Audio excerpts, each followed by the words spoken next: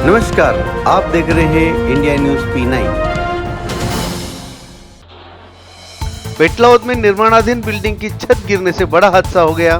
पेटलाउद के थानला रोड पर हुए बिल्डिंग हादसे में 5 व्यक्तियों को रेस्क्यू कर बाहर निकालकर उन्हें एम्बुलेंस के माध्यम से सिविल अस्पताल भेजा गया।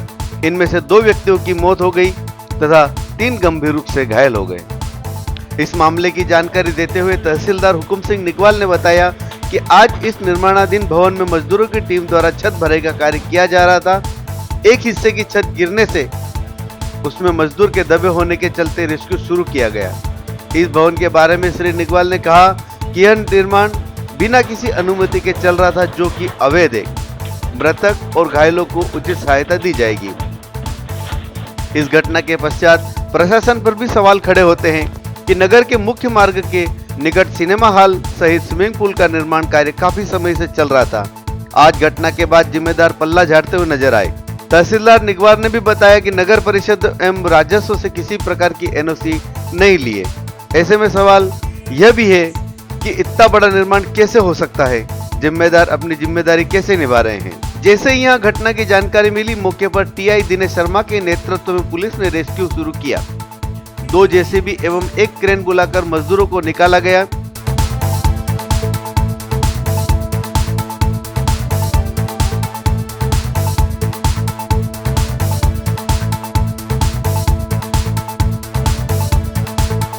इधर घायलों को लेकर अस्पताल पहुंचे परिजनों ने आरोप लगाया कि इतना बड़ा हादसा होने के बाद भी डॉक्टरों की अतिरिक्त व्यवस्था नहीं की गई।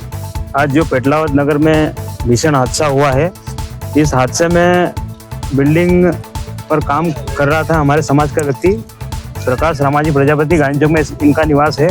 घटना स्थल पर रेस्क्यू के द्वारा इनको निकाला गया और इनको यहाँ पर लाया गया। यहाँ पर स्वास्थ्य सिविल हॉस्पिटल में कोई जिम्मेदार डॉक्टर यहाँ नहीं था, केवल जो ड्यूटी पर डॉक्टर रहता है वही मौजूद था। कोई उच्च अधिकारी डॉक्टर, सीनियर डॉक्टर यहाँ पर कोई मौजूद नहीं था। ऑक्सीजन भी नर्स द्वारा ठीक तरीके से नहीं खोला गया, उसको भी खोलते नहीं आया।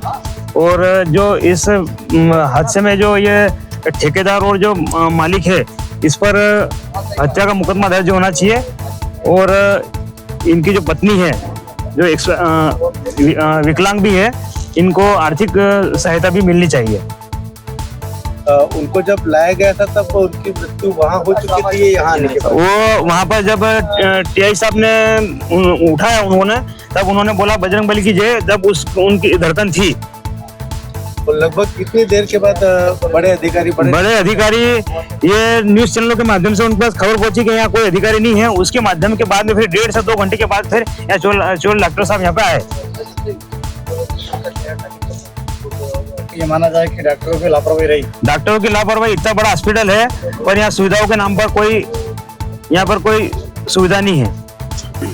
आज जो पेटलाद में थानला रोड पे जो हादसा हुआ है, उसमें हमारे समाज का प्रकाश प्रजापति, पिता रामाजी प्रजापति नाम के व्यक्ति की दबे होने की वहाँ पे हमको सूचना मिली और हम वहाँ गए और हमारे समाज के लोग भी वहाँ पे गए।